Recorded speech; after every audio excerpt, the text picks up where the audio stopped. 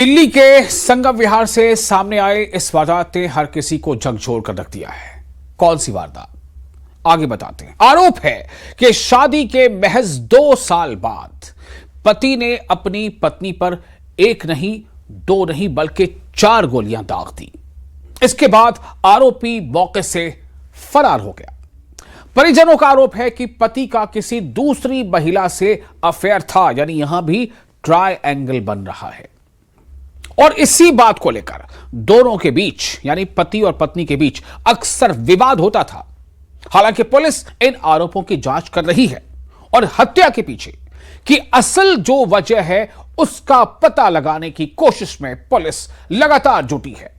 जांच चल रही है, तहकीकात हो रही है, सुराग लगाए जा रहे हैं। आखिर 2 साल पहले 7 फेरों से शुरू हुआ रिश्ता गोलियों की आवाज तक कैसे पहुंच गया, देखिए ये सनसनीखेज रिपोर्ट। प्यार का वादा लेकिन मौत का इरादा, रिश्तों की डोर टूटी गोलियों की गूंज से। पति ही निकला पत्नी का कातिल, पति ने पत्नी को मारी 4 गोलियां। कहते हैं शादी सिर्फ 2 लोगों का नहीं, 2 आत्माओं का मिलन होती है। हर लड़की अपने जीवन साथी में अपना सबसे बड़ा सहारा तलाशती है, लेकिन कविता को क्या पता था कि जिस शख्स पर उसने सबसे ज्यादा भरोसा किया वही उसके जिंदगी का सबसे बड़ा खतरा बन जाएगा। महज 2 साल पहले दोनों ने अग्नि को साक्षी मानकर 7 फेर लिए थे, लेकिन 2 साल बाद उसी रिश्ते का अंत 4 गोलियों की गूंज के साथ हुआ। मेरी बहन को गोली से मार दिया उसके आदमी ने। हाँ, अक्सर लड़ाई। शादी हुई थी, क्या नाम था बहन का, उसके हस्बैंड का? उसका नाम कविता था। एक साल 1.5 साल हुआ, ज्यादा दिन नहीं हुए शादी के। उसके हस्बैंड का नाम शुभम राजपूत था। उसने मेरी बहन को मार डाला गोली से। 3-4 गोलियां मारी मेरी बहन को और कहता था तेरे सीने में गोली मारूंगा।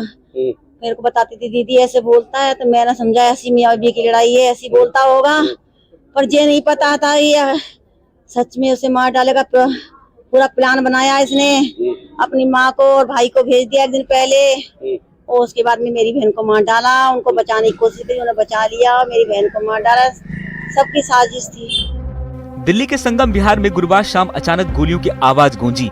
देखते ही देखते 30 वर्षीय कविता खून से लथपथ जमीन पर गिर पड़ी। आरोप है कि उसके पति शुभम राजपूत ने बेहद करीब से उस पर लगातार 4 गोलियां चलाई और फिर मौके से फरार हो गया। जब तक लोग कुछ समझ पाते तब तक एक पत्नी की सांसें हमेशा के लिए थम चुकी थी। अभी तो इनका आपसी का पति पत्नी थे, उनका विवाद चलता था। तो सुनने में तो हमें ही मिलता था कि लड़की बोलती थी कि वो परेशान करते हैं, पैसे की डिमांड करते हैं, मकान बेच दो, पैसे दे दो। मैंने कहा इग्नोर करता था, कभी सोचा नहीं इस बारे में इतनी बड़ी घटना घट जाएगी। मैंने भी उसे 1-2 बार समझाया फोन करके, तो बोलता था कि मेरे पास 25-30 लाख रुपए कर्जा है, मैं इसका मकान बेच के मुझे कर्जा उतारना है, अगर ये राजी होगी तो ठीक है, नहीं मैं इसे गोली मार दूंगा। सीने में गोली मारूंगा, सीने में। हमें ये नहीं पता था इतनी बड़ी घटना को अंजाम दे देगा। जब उसने पैसे नहीं दिए, मकान नहीं बेचा, तो उसने लड़ाई झगड़ा करके एक लड़की से प्रेम भी करता था, बोला मैं इसको गोली मार दूंगा। पुलिस की शुरुआती जांच में सामने आया कि पति पत्नी के बीच लंबे समय से विवाद चल रहा था। परिजनों का आरोप है कि शुभम का किसी दूसरी महिला के साथ संबंध था। इसी बात को लेकर घर में अक्सर झगड़े होते थे। इतना ही नहीं, परिवार का दावा है कि शुभम कई बार कविता को जान से मारने की धमकी भी दे चुका था। हालांकि पुलिस इन सभी आरोपों की हर पहलू से जांच कर रही है। वारदात के बाद इलाके में सनसनी फैल गई। क्राइम टीम और फॉरेंसिक एक्सपर्ट ने मौके से सबूत जुटाए, खाली कारतूस बरामद किए गए। लेकिन सबसे बड़ा सवाल अभी वही है कि आखिर एक पति अपनी ही पत्नी का कातिल कैसे बन गया? क्या इस हत्या की वजह सिर्फ अवैध संबंध थे या इसके पीछे कोई और गहरी साजिश छुपी है? उधर वारदात के बाद आरोपी शुभम फरार है।